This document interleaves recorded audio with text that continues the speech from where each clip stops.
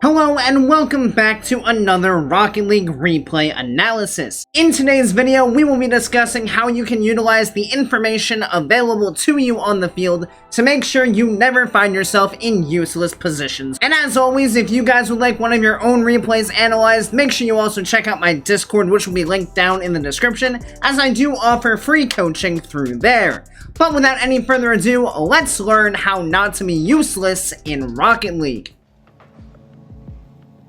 Alright, yep, here's the first what are we doing moment. Okay, so yeah. That challenge. These are tough. We've all done these. Literally, I do this all the time, and it's like always right afterwards you're like, why? Why on earth would I have just done what I did? We turn midfield. This is totally fine, because if a 50 comes mid, this is perfect. Challenge happens, all well and good. The thing we have to recognize right now, teammate here, on 0 boost. Our job right now, especially because we can see both of these opponents are facing out towards the ball, our job at this point is to make sure that we don't give up anything while we're waiting for our teammate to rotate back. Because we are currently in a pretty weak position where any control play coming out from our opponents is going to be pretty tough to defend, because we kind of are all by ourselves. So as this kind of goes forward, like, yeah, the ball is bouncing into, like, a favorable place to jump, but what I'm seeing is this guy running full speed towards this ball. So what that tells me is that he's probably planning on jumping. And even though at this point you guys are literally both going to jump at the same time, the problem you run into is he's got momentum advantage, because he's already facing the play. So now you're fighting against that, and if you had a teammate behind you, this would be fine. Because if you like lose this race but at least get like a bump, it's just going to be a free ball back to your teammate. But because you're jumping as last, this is a whole heck of a lot more risky. Because if you get beat, now he has no chance of getting back, and it's just an open net for them. And that's why it's huge, even with these balls floating, just as much as you can, look at that opponent. Because the second I see him up, I'm like, nope, nope, nope, nope, nope. I'm out, no way. Because, yeah, now it's like, well, good luck, teammate. I hope you, get back. I think did he get boost on spawn? Okay, yeah. I thought, honestly, Callister not taking that boost saved you guys. Because if Callister doesn't jump and just takes the mid boost, that's it. So, right here, this is like the slightest thing. But you actually give your opponents an opportunity to get back. So we win this kickoff pretty heavily. What we can see right now is there's, like, the guy who was cheating on kickoff is off somewhere over here. Presumably, if he's smart, grabbing this boost and not the mid boost. But it's gonna be a bit before he gets back. So, like, we have legitimately an opportunity to shoot this ball. And with how this ball is gonna bounce, we have enough boost to go for it. What's gonna happen, though, is you're gonna take just a little bit of a strange line to commit for this boost pad. And now, just this alone has made it impossible for you to shoot at all. Because you're gonna have to wheel back around. And that also just gives more time for your opponent to get back and get in position. Because, yeah, now you're just going to get dunked, and now it's going to be a scramble back again, which we don't ever want to be in that position if we can help it. And now we're just really awkward on defense, and I think you're immediately going to get scored on. Yeah. Okay, so the problem that leads to this, like, first of all, we give up possession for free because we get a horrible challenge, because we're just so awkward on the ball. And we just don't have time to actually set up, and you probably get spooked by your teammate being there, and then it's just cleared over your head. We half flip back to the corner, and this is fine. What we need to realize now is, like, okay, we see the opponent taking the ball up the wall. Our teammate at this point turns back. What we don't want to do is we don't want to allow this space. Because this is just free, like, this guy can take all the time in the world and then dish this ball across. So we want to avoid that. You see your teammate come back. At this point, if I were you, I'm already turning.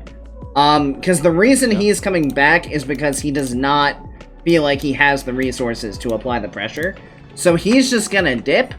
And with that in mind, we want to make sure that we're cutting down on that space. Because what's gonna happen is your opponent's gonna see both of you back here. Like, he literally sees that he has miles of space. And because of that, he has no pressure to do anything with the ball. So literally, he's just gonna drive down the wall because there's no one challenging. If instead one of you were like up here, now he can't do this, because if he turns down the wall, you jump up and take the ball. So, this is what you don't want to allow. You want to force him to make the touch while he's still on the wall, so that any pass play also happens a lot further out. Because right now, you guys are basically just reacting to whatever he does, rather than being able to cut off this idea, because you're just all the way back here. Which, yeah, not exactly where we want to be, because your teammate desperately tries to cut down the space, but he doesn't have enough boost. And now, because your opponent was able to come down with all the time in the world and set up a clean pass, now it's like, yeah, good luck reacting to that one. You almost get it, okay. But, yeah. So, yeah, just put yourself in positions where you can make them do something. You don't ever want to give them time to literally drive down the wall, to set up passes. Yeah. You want to make it more awkward for them earlier on. Chillin'. I remember this play too. Yep. Oof. Oh no. Okay. No. Yeah, so this one's tough because, like, I think you're thinking that your teammate's gonna go behind you at some point here, like, once he gets beat. Reality, though, that's probably not gonna happen. So what you want to do is, okay, he is gonna challenge the ball. With him being over there, there's absolutely no way your opponent's taking control. It's just not gonna happen. Your teammate's right there. So, kind of like we talked about with threes, if we go wide here, and just, like, head over this way, obviously we'd be here a little bit earlier, because cars move faster than I think they do. But if you were, like, here, now this is a challengeable ball. And you wouldn't have both yourself and your teammate get beat. Because your teammate's already covering over there. Any touch he's gonna get is gonna be as good as the touch you're gonna get along that wall. So, if you see your teammate covering that area, make sure you don't cover the same area. Because now, you're just putting yourself in situations where if he gets beat, you're beat. And it's like, okay, now we're playing defense with two players as if they were only one. And as you can see, when you do that and one challenge beats both of you, it's just an open net. Pressure that. Yep, cool, works. This one's gonna be car language again. Yeah, I slowed down. Yeah, so again, this is all about considering what our teammate sees. So, teammate sees this challenge. Teammate's in the midfield. He's starting to turn in this direction.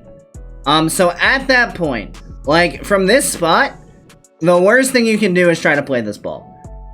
Because guaranteed your teammate's gonna have a better angle, and any touch that you get from here, unless you hit it perfectly to your teammate, it's probably just gonna be a pass to them. So the important thing is to make it as obvious as possible that you are either going to stay on this ball or you're leaving. Because the longer you just sit on the wall like this, the longer your teammate has to figure out what exactly you're planning on doing. Because also, like, you're literally just driving along the bottom of the wall, so there's no clear indication of, like, are you trying to do something with this ball? Are you not? What is happening? And that just results in him sitting in this midfield, like, way longer than he probably should. And by the time he realizes, oh, my teammate's literally doing nothing, except sitting along the sidewall for the fun of it, I guess, he's just immediately beat. And now, granted, he should be able to make this play. This is not a difficult play.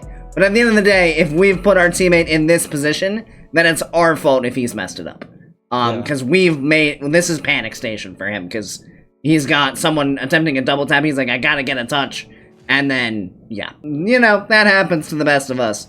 But yeah, that's all because you just didn't make it clear what he should be doing.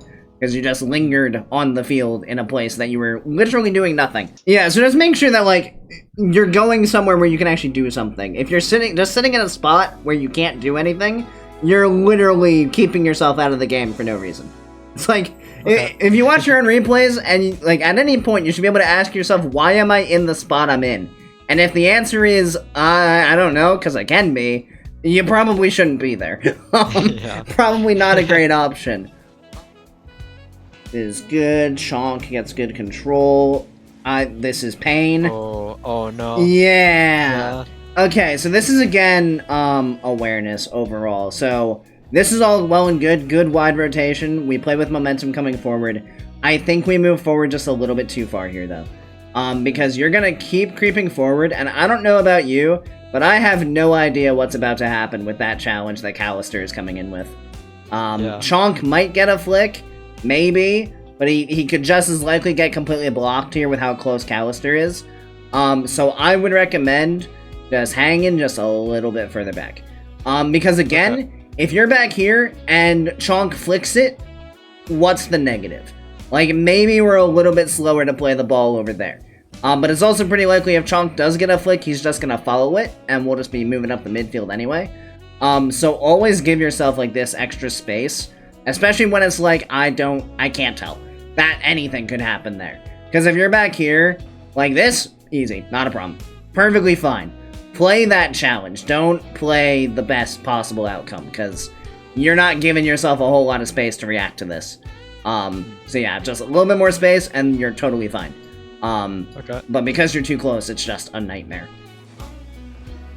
This one's another one where you're probably moving forward a little bit too far because you don't really know if your teammate's going to have this touch with him being on 0 boost. So, again, just be careful of being directly under the ball. Because if your teammate, like, hits this straight up into the air, or even worse, it goes backwards, you're going to be in a world of trouble. Also, jumping from here is not the easiest thing. So what I would do in this case, like, again, you see your teammate, he recovers there. Yes, he's on 0 boost, but I also know that this ball is not scoreable and won't be for a bit. So you can, again, take a little bit of a wider rotation here. He's got the high, so we can stay on the low and just give ourselves just a little bit more space. Because from our opponent's position, they don't know that he's on 0 boost. They might have a pretty good idea, but they don't know. But again, from here, now we can attack the ball, and we can also see our opponent. From up here, we got nothing.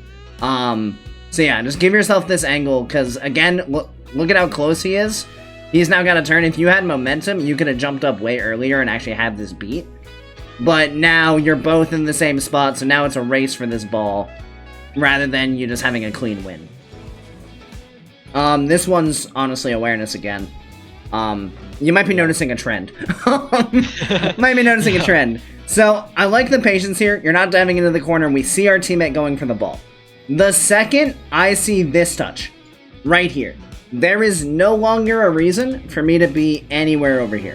Because anything my teammate's about to do is going to send the ball that way. If he goes around the corner, it goes that way. If he goes off the ceiling, it goes that way. If he goes directly mid, it goes that way. This guy's out of the play, so there's nothing anyone can do to stop this ball going that way.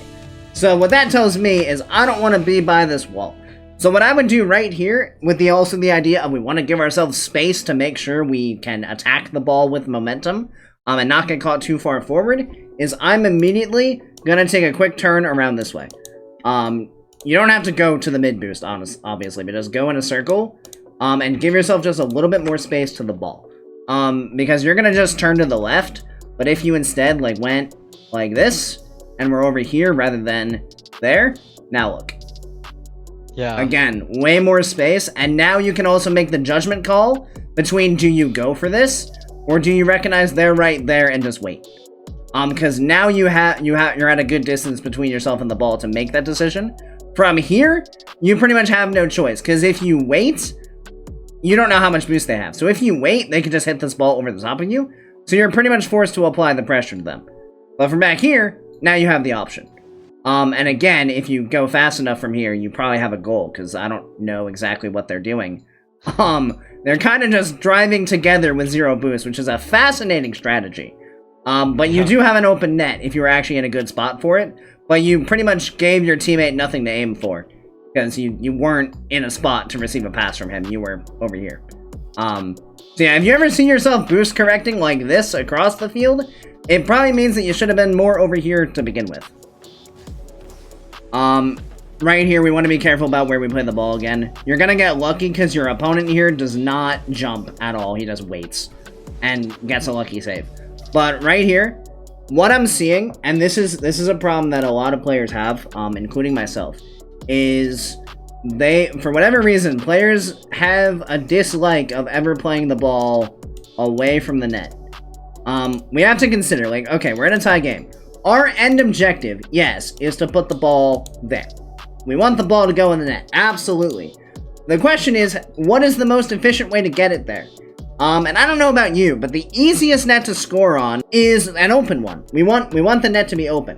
So the question we have to ask ourselves then is, what is the easiest way that I can get these guys out of the way? Because if they're not there, it's significantly easier to score. And the answer to that question is normally when you see them challenging, hit the ball where they're not.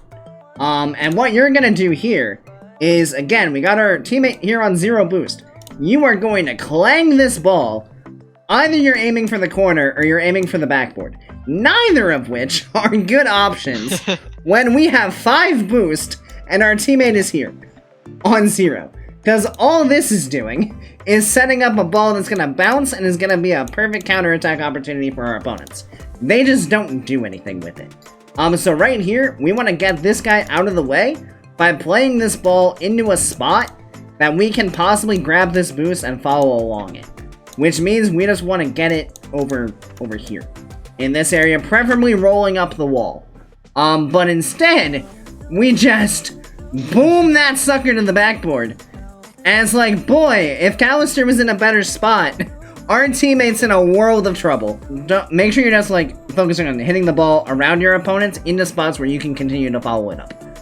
That is largely how you want to go about it. Because if you can stay on it, then you maintain possession for your team while having taken a player out of the play. The second you hit it into space and you can't follow it up, now you've given your opponents an opening to jump into the play, which is never what we want. We just get lucky that they take absolutely no advantage of it. As you guys can see, by playing off the position of your teammates and opponents, you can come up with a pretty good idea of where you can put yourself on the field to have the most impact. Whenever you find yourself in an awkward spot, it normally means that you can have absolutely no impact on the play, and you tend to end up just sitting there watching the ball move around the field. So make sure that you keep these ideas in mind as you play in your own games, so you make sure you never find yourself being useless again. And of course, thank you guys so much for watching. I really do appreciate each and every one of you who made it to this point in the video, and I do hope you enjoyed it and found it helpful. If you did, make sure you click that subscribe button right down below, so you make sure you don't miss any future Rocket League content. And as always, I hope you guys have a great rest of your day, and I'll see you next time. See you later, guys.